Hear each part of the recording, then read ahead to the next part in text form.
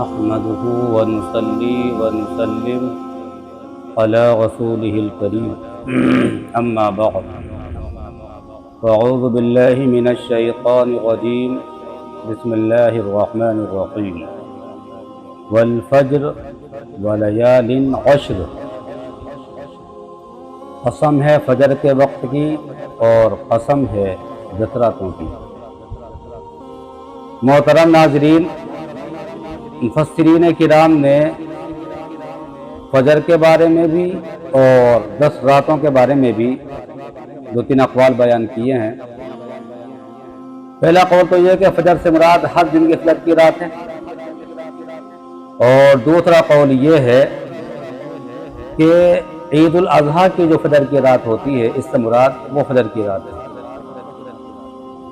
اور 10 راتوں سے مراد ذی الحجہ کی 10 راتیں شروع کی مراد ہیں۔ ذی الحجہ عربی سال کا آخری مہینہ ہوتا ہے، آپ کو شاید معلوم ہوگا، جس طرح سے انگریزی سال کا آخری مہینہ دسمبر ہوتا ہے، اسی طرح سے عربی سال کا آخری مہینہ ذی الحجہ ہوتا ہے۔ تو ذی الحجہ کے پہلے جو 10 دن ہیں شروع کے اور 10 راتیں ہیں، یہ 10 راتیں اور 10 دن بہت ہی اہمیت کے حامل راتیں ہیں، بہت ہی اہمیت کے حامل دن ہیں۔ اگر یہ کہا جائے کہ اس کا ایک ایک سیکنڈ، ایک ایک منٹ، ایک ایک گھنٹہ بہت ہی اہمیت کا حامل ہے اور بہت بڑی فضیلتیں اور برکتیں ہیں ان دنوں کی اور اس اوقات کی۔ اللہ کے رسول علیہ السلام نے ارشاد فرمایا کہ اللہ تعالیٰ کو جتنے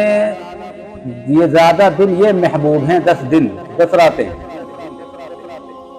تو ان 10 دن یا 10 راتوں سے زیادہ کوئی بھی دن اللہ تعالیٰ کو محبوب نہیں ہے، اور ان دنوں میں کیے جانے والا عمل اللہ تعالیٰ کو دوسرے تمام دنوں کے مقابلے میں بہت زیادہ محبوب ہے۔ یعنی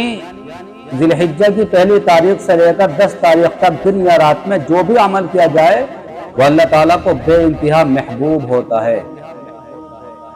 یہ اکثر مفسرین کی رائے ہے، اس لیے ان 10 دنوں کو غنیمت سمجھیں، بہتر سمجھیں۔ سال بھر میں ایک مرتبہ یہ 10 دن آتے ہیں، جتنا بھی زیادہ ہو سکے ان رات اور دنوں کے اوقات میں، وقتوں میں زیادہ سے زیادہ عمل کریں، قرآن کی تلاوت کریں، درود شریف پڑھیں، صدقہ خیرات کریں، صلہ رحمی کریں، اور لوگوں کے ساتھ حسن سلوک کریں، نمازوں کی کثرت کریں۔ یہ تمام اعمال جو ہیں اللہ تعالیٰ کو بہت ہی زیادہ محبوب ہے۔ اللہ کے رسول علیہ السلام نے ارشاد فرمایا کہ جو شخص ایک روزہ رکھے گا تو اس کو 1 سال کے روزے کے برابر ثواب ملے گا، اور جو شخص رات کو قیام کرے گا، عبادت کرے گا، جاگے گا، تو اس کو شب قدر کی رات کے برابر ثواب ملے گا۔ اب آپ سمجھ سکتے ہیں کہ شب قدر رمضان المبارک میں آتی ہے، اور اس کی ایک رات کا ثواب قرآن کریم کے اندر فرمایا لیلۃ خیر من الف شہر، کہ 1000 مہینوں سے زیادہ ثواب اس کی عبادت کا ہوتا ہے۔ تو یہاں پر ایک رات کی عبادت کا ثواب 1 سال کی شب قدر کے برابر ہے، شب قدر کے برابر ہے۔ تو 10 راتیں اگر کسی نے عبادت کر لی، 10 راتیں اگر کسی نے عبادت کر لی ذی الحجہ کی پہلی تاریخ سے 10 تاریخ تک، تو گویا کہ اس کو 10 شب قدر مل گئیں۔ تو اگر ایک رات کا ثواب 1000 مہینوں سے بہتر ہے، تو آپ اندازہ لگا سکتے ہیں 10 راتوں کا ثواب اس کو کتنا زیادہ مل جائے گا۔ پھر دوسرا مسئلہ یہ ہے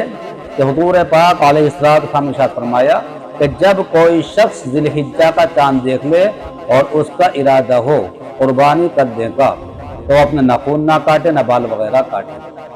تو غرض یہ کہ ذی الحجہ کا یہ پہلے 10 دن ہے، بہت اہمیت کا حامل دن ہے۔ نبی نے فرمایا کہ کوئی بھی عمل ان دنوں سے زیادہ محبوب اللہ تعالیٰ کو نہیں ہے، یہاں تک کہ اللہ کے راستے میں جہاد کرنے کا ثواب بھی اتنا بڑا نہیں ہے۔ لہذا ان 10 دنوں میں زیادہ سے زیادہ عمل کریں اور کوشش کریں، اور خاص طور سے جو عرفے کا دن ہے، 9 ذی الحجہ کا دن ہے، وہ تو بہت ہی عظمت والا دن ہے۔ اللہ کے رسول نے فرمایا کہ جو شخص عرفے کا دن کا روزہ رکھے، ذی الحجہ کی 9 تاریخ کا روزہ رکھے، تو میں اللہ تعالیٰ کی ذات سے امید رکھتا ہوں کہ اللہ تعالیٰ اس کے 1 سال کے اگلے 1 سال کے پچھلے گناہ معاف کر دے۔ یعنی یہ مزید ثواب ہے، ایک تو یہ کہ ایک روزے کا ثواب 1 سال کے روزوں کے برابر ملے گا، اور دوسرا یہ کہ 1 سال کے پچھلے 1 سال کے اگلے گناہ اس کے معاف کر دیے جائیں گے۔ اللہ تعالیٰ ہمیں اور آپ کو عمل کی توفیق نصیب فرمائے۔